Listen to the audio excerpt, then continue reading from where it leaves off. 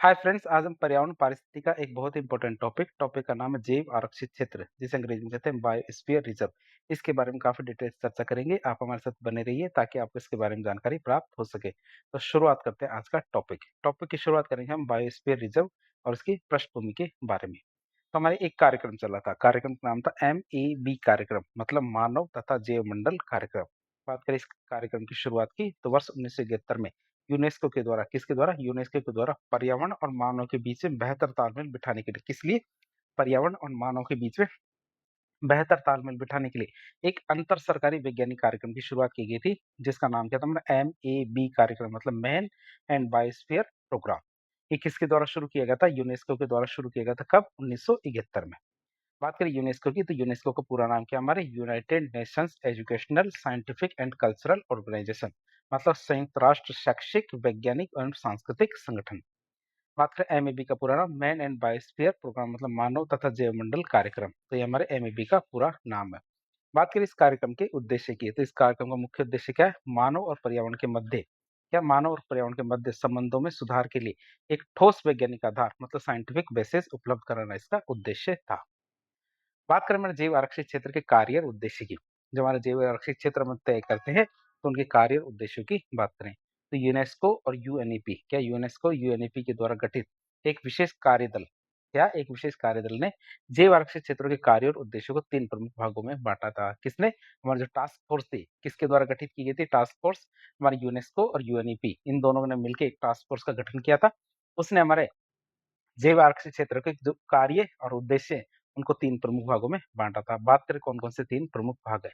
पहला भाग आता है उद्देश्य का संरक्षण, मतलब कंजर्वेशन। तो इसके तहत प्राकृतिक आवासों, संकटग्रस्त प्रजातियों और उनकी जो आनुवंशिक विविधता है, उनको संरक्षित किया जाता है। इसके तहत क्या किया जाता है? प्राकृतिक आवासों, संकटग्रस्त प्रजातियों और उनकी जो आनुवंशिक विविधता है, उनको संरक्षित किया जाता है। जेनेटिक डाइवर्सिटी है, उसको संरक्षित किया जाता है। प्राकृतिक और मानवीय गतिविधियों की वजह से, क्या? प्राकृतिक और मानवीय गतिविधियों के कारण पर्यावरण में होने वाले बदलावों की निगरानी भी इसके अंतर्गत की जाती है। क्या? हमारे प्राकृतिक और मानवीय गतिविधियों के कारण जो पर्यावरण में बदलाव आते हैं, उन बदलावों की निगरानी या मॉनिटरिंग भी इसके अंतर्गत की जाती है।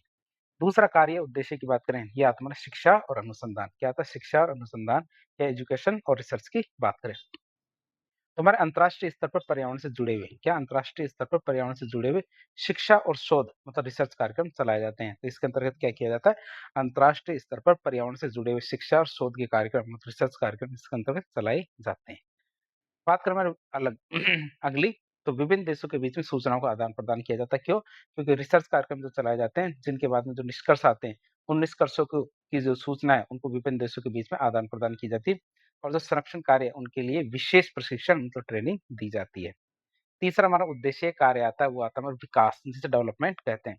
तो प्रकृति को नुकसान पहुंचाए बिना, क्या प्रकृति को नुकसान पहुंचाए बिना स्थानीय लोगों का विकास करना, हमारे पर्यावरण संरक्षण और सतत विकास, मतलब सस्टेनेबल डेवलपमेंट के बीच एक आदर्श संतुलन स्थापित करना इसका मुख्य लक्ष्य है। किसके बीच में? पर्यावरण संरक्षण और सतत विकास, सस्टेनेबल डेवलपमेंट के बीच में एक आदर्श संतुलन स्थापित करना इसका मुख्य लक्ष्य है। अब हम देखेंगे जो हमारे जैव आरक्षित संरचना होती है क्षेत्र की, तो उसके बारे में देखें।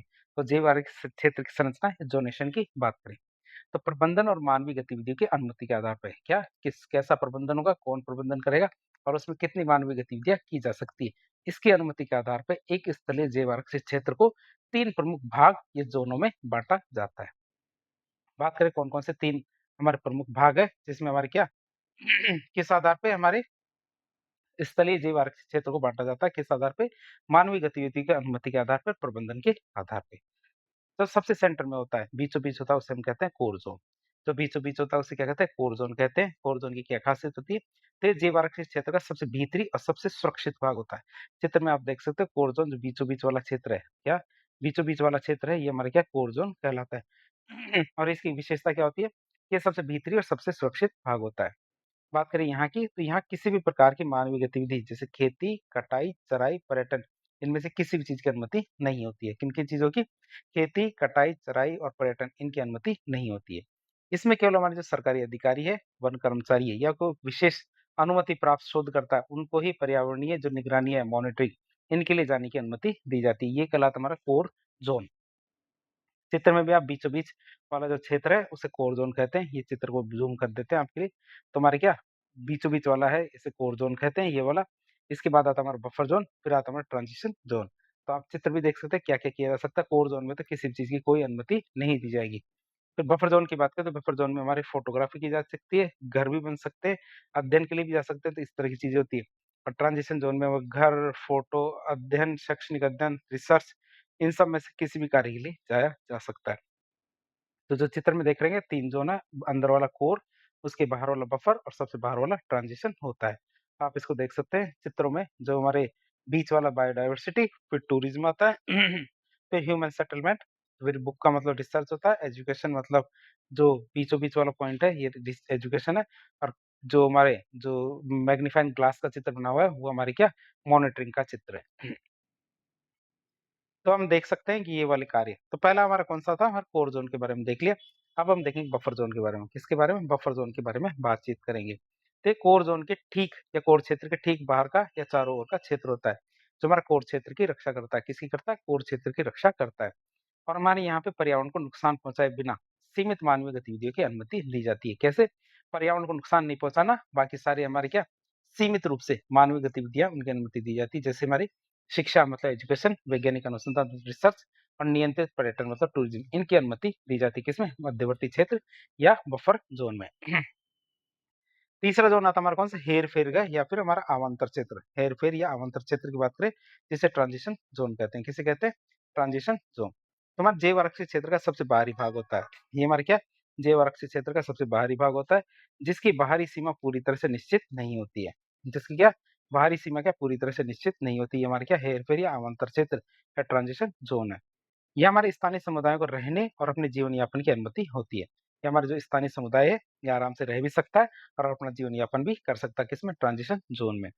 स्थानीय लोग यहाँ से क्या सूखी लकड़ी, फल-फूल इकट्ठा कर सकते हैं।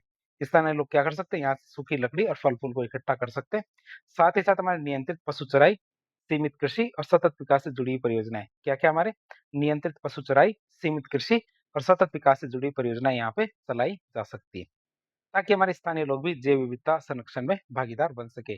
ताकि हमारे क्या स्थानीय लोग भी क्या हमारे जैव विविधता के अंदर भागीदार बन सके। आप इसे याद रखेंगे। अब हम देखेंगे भारत के अंदर कौन-कौन से जैव आरक्षित क्षेत्र क्या भारत के अंदर के जैव आरक्षित क्षेत्रों की बात करें। तो बायोस्फीयर रिजर्व इन इंडिया की बात करें, खास बात देखें तो वर्तमान में भारत में कितने 18 जैव आरक्षित क्षेत्र है। कितने? 18 जैव आरक्षित क्षेत्र है और इन 18 में से 13 को कितने? 13 को यूनेस्को के जो world network of biosphere reserve है, जो हमारे एमएबी सूची है, इसमें शामिल किया जा चुका है। कितने? 18 में से 13 को आप इसे याद रखेंगे। पहला कौन-सा था? तो यूनेस्को की सूची में शामिल होने वाला भारत का पहला जैव आरक्षित क्षेत्र तुम्हारा नीलगिरी। आप इसे याद रखेंगे कौन-सा था? नीलगिरी और ये हमारे कहाँ पड़ता है? केरल, कर्नाटक और तमिलनाडु इनके जंक्शन पे मतलब तीनों के ट्राई पॉइंट पे हमारे क्या पहला पड़ता है जो हमारे कौन-सा? नीलगिरी है। फिर नवीनतम की बात करें तो इस सूची में शामिल होने वाला 13वां इस सूची में शामिल होने वाला 13वें नंबर का और सबसे नवीनतम क्षेत्र कोल्ड डेजर्ट है। क्या कोल्ड डेजर्ट जो कहाँ पड़ता है? हिमाचल प्रदेश में और इसे हमारा 2025 में शामिल किया गया था। कब किया गया था? इसे 2025 में शामिल किया गया था। अब हम देखें जो यूनेस्को है, तो यूनेस्को की सूची में शामिल होने वाले भारत के कौन-कौन से 13 जैव आरक्षित क्षेत्र हैं उनकी बात करें। पहला था हमारा कौन-सा? नीलगिरी। पहला कौन-सा? नीलगिरी जो हमारा कहाँ पड़ता है? केरल, तमिलनाडु, कर्नाटक के जंक्शन पॉइंट पे। तो भारत का पहला था जो हमारे क्या 2000 के अंदर जिसको शामिल किया गया था। कब? 2000 के अंदर जिसको शामिल किया गया था। फिर अगला आता है मन्नार की खाड़ी। कौन-सा? मन्नार की खाड़ी की बात करें जो कहाँ पड़ता है? तमिलनाडु के अंदर और 2001 में इसे शामिल किया गया था। सुंदरवन की बात करें तो 2001 में जो पश्चिम बंगाल के सुंदरवन है, उसको शामिल किया गया था। 2004 में नंदा देवी जो उत्तराखंड का है, उत्तराखंड का नंदा देवी को शामिल किया गया था 2004 में। नोकरेक की बात करें तो 2009 में नोकरेक मेघालय, मेघालय के जो नोकरेक है उसको शामिल किया गया था। अगला आता है हमारा पंचमढ़ी, तो पंचमढ़ी जो हमारे कहाँ पड़ता है? मध्य प्रदेश में। तो 2009 में हमारे पचमढ़ी को शामिल किया गया था, मध्य प्रदेश के। बात करें 2009 के अंदर ही हमारे सिमलीपाल, जो हमारे 7वें नंबर का बायोस्फीयर रिजर्व है, जो एमएबी सूची के अंदर शामिल है। तो बात करें उड़ीसा के अंदर ही। फिर आता है 2012 का हमारा अचान कमार अमरकंटक। कौन-सा? अचान कमार अमरकंटक की बात करें, ये मध्य प्रदेश और छत्तीसगढ़ के जंक्शन पे है। कहाँ? मध्य प्रदेश और छत्तीसगढ़ के जंक्शन पे। 2013 में हमारे ग्रेट निकोबार, जो कहाँ पड़ता है? हमारे अंडमान और निकोबार में। 9वें नंबर का कौन-सा है? ग्रेट निकोबार जो 2013 में शामिल किया गया, कहाँ पड़ता है? अंडमान और निकोबार द्वीप समूह में। बात करें हमारे अगस्त्यमलाई, कौन-सा अगस्त्यमलाई की बात करें तो केरल तमिलनाडु में पड़ता है, 2016 में इसको शामिल किया गया। कंचनजंगा जो कहाँ पड़ता है? सिक्किम में, 2018 में इसे शामिल किया गया था। यूनेस्को की सूची में भी ये शामिल है, कौन-सा? कंचनजंगा। बात करें पन्ना, पन्ना हमारे मध्य प्रदेश के अंदर पड़ता है, 2020 में शामिल किया गया था और 13वें नंबर का आता है हमारा कोल्ड डेज़र्ट, हिमाचल प्रदेश में, जो भारत का नवीनतम है, 2025 के अंदर इसको शामिल किया गया था।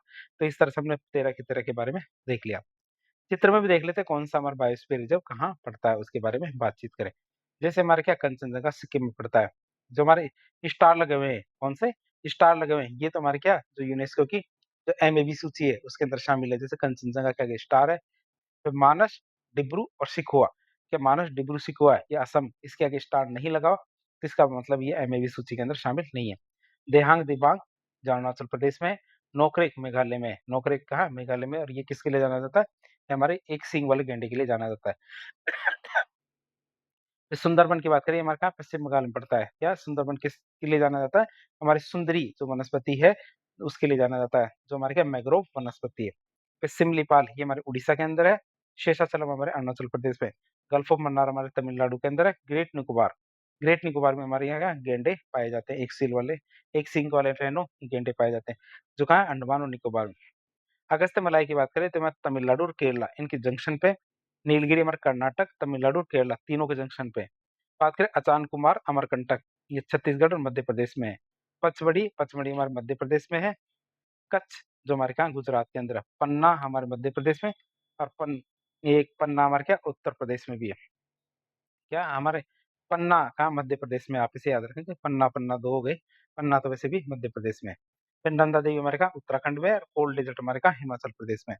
जिनके आगे स्टार लगा हुआ है वो हमारे एमएबी सूची के अंदर शामिल है, जिनके नहीं लगा हुआ वो शामिल नहीं है। पन्ना पन्ना दो बार हो गया, लेकिन पन्ना एक ही है, जो कहाँ? मध्य प्रदेश में है।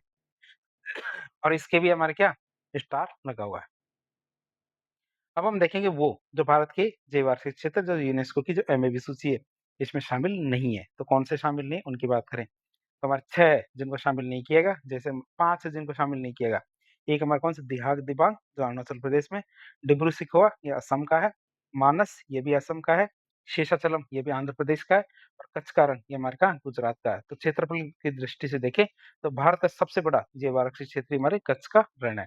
तो इस तरह आज के लेक्चर के जरिए हमने पारिस्थितिकी और पारिस्थितिकी तंत्र का हमारा एक जो महत्वपूर्ण टॉपिक है, टॉपिक का नाम है भारत के जैव आरक्षित क्षेत्र, इनके बारे में काफ़ी डिटेल से जानने की कोशिश की। तो इस प्रकार की इन्फॉर्मेटिव वीडियो देखने के लिए हमारे चैनल से जुड़े। वीडियो यदि पसंद आता है तो वीडियो को लाइक करें, चैनल को सब्सक्राइब करें, अपने दोस्तों के साथ शेयर करें। धन्यवाद।